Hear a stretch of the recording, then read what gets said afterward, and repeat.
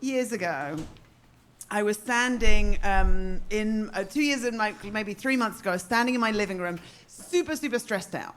I was thinking, like, how am I going to do this? And what happens if it doesn't come in time? And oh my God, and I'm going to have to go through across the border, and it's going to be so stressful. I was applying for my Canadian citizenship. I'd been here for a really long time. I hadn't really needed it, but I was in the process of applying for a US working visa, and I had a job coming up, and everything had been delayed because of the pandemic. And then I had finally got an email inviting me to the final bit, which is inviting you to your ceremony. And I'd been looking forward to it. I'd been to a friend's ceremony a few years before the pandemic, and it was like in this room in Mississauga, and there was lots of people and families, and it was very moving. And then I got an email saying, your ceremony is going to be next week. It's on Zoom on Wednesday at 1:30 in the afternoon. And I was like, well, no one's even around because they're all at work or at school. But also, it was when I was planning to go to New York for a friend of mine's book launch. And it was it had been one of those trips where it had been like so hard to make it work, and I'd finally just made it work, but then this came through. And at first when they said it's on Zoom, I was like, oh, wicked, I'll just do the ceremony there. But then it said you had to cut up your credit card, your PR, your Visa card. So I was like, oh, then I won't be able to get back in the country. So eventually I was like, should I cancel the trip? And instead I wrote back and said, I'm sorry, I can't do it.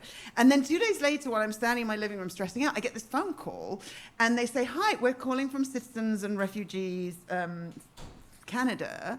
And I thought, that's weird, because I know that they're very understaffed. And she said, so this is late June, she says, would you like to do your ceremony in person? Yes. On Canada Day? Yes. On the field at the Rogers Stadium before a Blue Jays game in front of 43,000 people? So I said yes. And so as we come towards the day, the details are coming through. They're getting more and more ridiculous. I know that there's going to be 9 of us from 9 different countries. And at one point I said, why did you pick me? And she said, well, you just seemed so enthusiastic in your email. So I dug the email out. And it was just like formal, formal, formal, formal, formal. And then at the end I wrote, thanks, with 5 exclamation marks. And then wrote with great excitement, and then put my name. And so I'm like, exclamation marks, do pay. I knew I was right to always use them. So on the day, I finally get there, and we're in this like lovely air-conditioned suite. It's Saturday, it's Canada Day. They're giving out free hats. It's like the first sunny day that we've had in a long time. Everybody's in a good mood. I've brought, all my family with me. Only one of them drinks, so we're like pushing her to the free booze. And then finally we do like the first bit of our ceremony upstairs, and it's very moving. The lady who runs the ceremony says, you may not be from settlers, but now that you live in Canada, you need to respect Indigenous people, and and all of these things, and you have work to do in terms of reparations and reconciliation, and then finally they take us downstairs. So they take us all downstairs, and we're all in the media pen, and so everybody's like super good mood, everybody's cheering, and then suddenly they start going Canada and showing this big movie that's like the Rockies and the prairies, and then weirdly a lot of military stuff, and then they're like, every year Citizenship and Refugees Canada holds such and such amount of citizenship ceremonies, and people become new Canadians, and everyone's like, yeah, so patriotic.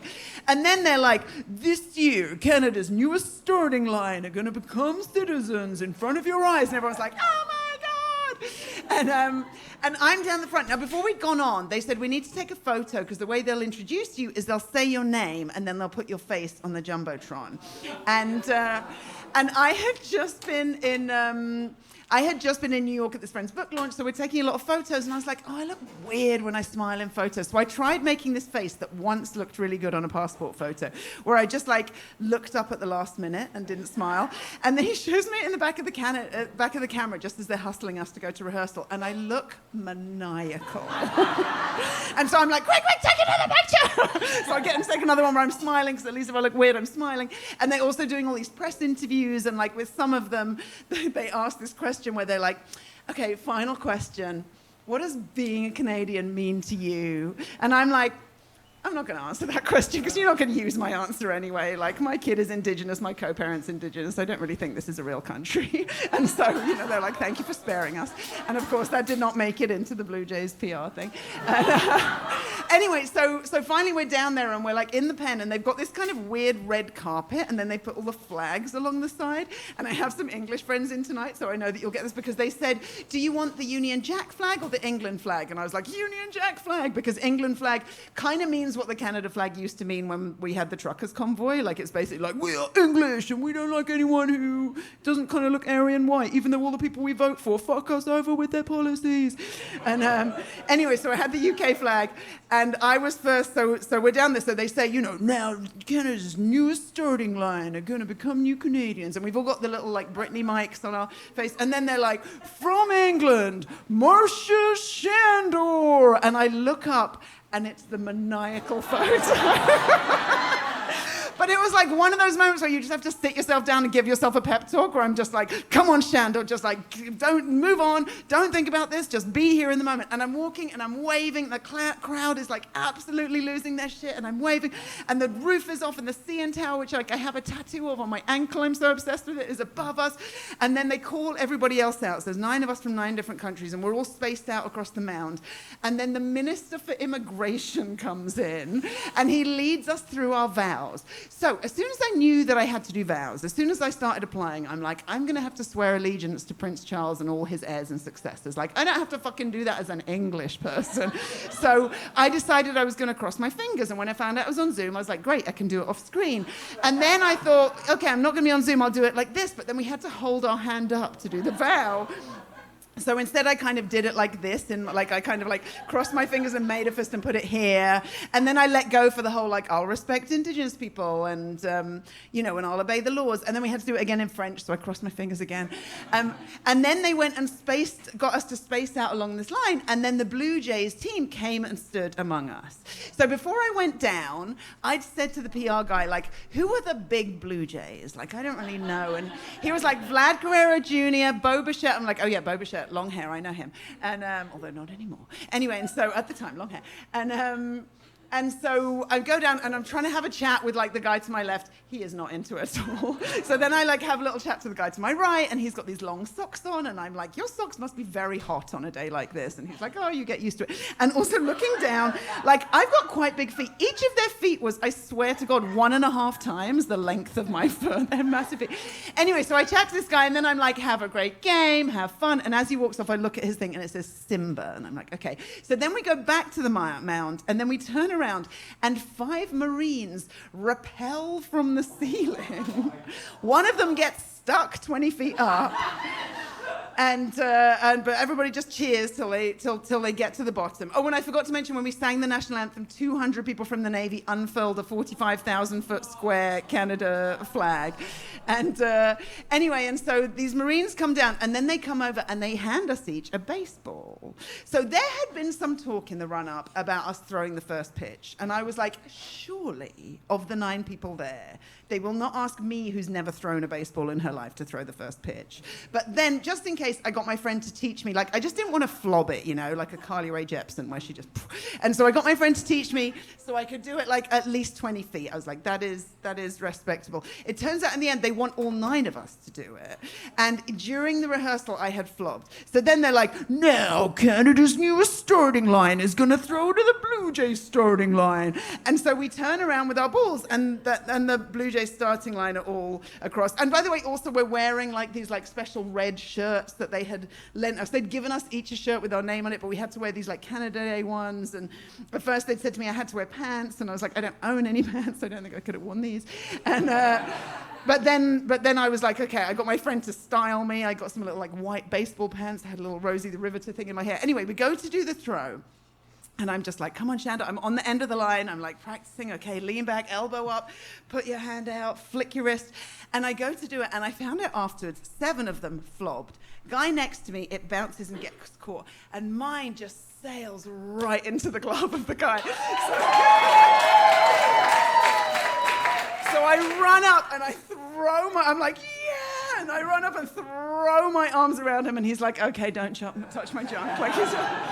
And then I'm like, have a great game, enjoy yourself. And then as he walks off, I look at the back of his shirt, and it says Bo Bichette. And so So we go back up, we finish the ceremony, and they give us our baseball. And I think, I could probably give it to the PR team to get it signed by the Blue Jays, but like fucking anyone can do that. Only 9 of us can get our balls signed by the other 8 people we just did this ridiculous thing with. So I got my ball signed by all of them, and then I did a bunch more press interviews because, of course, I'm start getting texts from everyone. People like, someone I did improv with 11 years ago messaging me being like, oh my God, I'm on the field and I just made a video of you. And I go on the CBC, and I managed one of my best friends who's with me, runs a bar in Kensington Market, the Embassy, and I somehow managed to plug her bar on the CBC News. And I also had been like, oh shit, I need to have some kind of, I've got to say, like, what's my shtick going to be? And I'm always like, how do I sneak activism in as well? So I was like, okay, well, I will say I'm happy to be Canadian because I want to vote. And then I was like, oh shit, I need some issues. So in the moment I was like, affordable housing, criminal justice system, and proportional representation. So those are the things that I talked about. And like one person is, as all of those things should be good. Which, by the way, I phoned Doug Ford's office today, and the lady on the end of the phone told me that they had rolled back the thing about stopping rent protections, which is amazing. We still have more fight to fight. They're privatizing some water companies in ways that are really not good. But anyway, so I'd said those 3 things. And then, like, one of the interviews, they're like, how did it feel to do that ceremony in front of 43,000 people and millions more watching at home? And I was like, I didn't think about the millions watching at home. Anyway, I finally, like, get back. And I have my kid. My co-parent was in BC. So I have my kid. So I go home, like, alone. And I have, like, a 0% beer. Woo, to celebrate.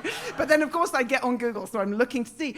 And the story that they've sent, the AP will send one story out that's all over the website. They've only quoted 2 people.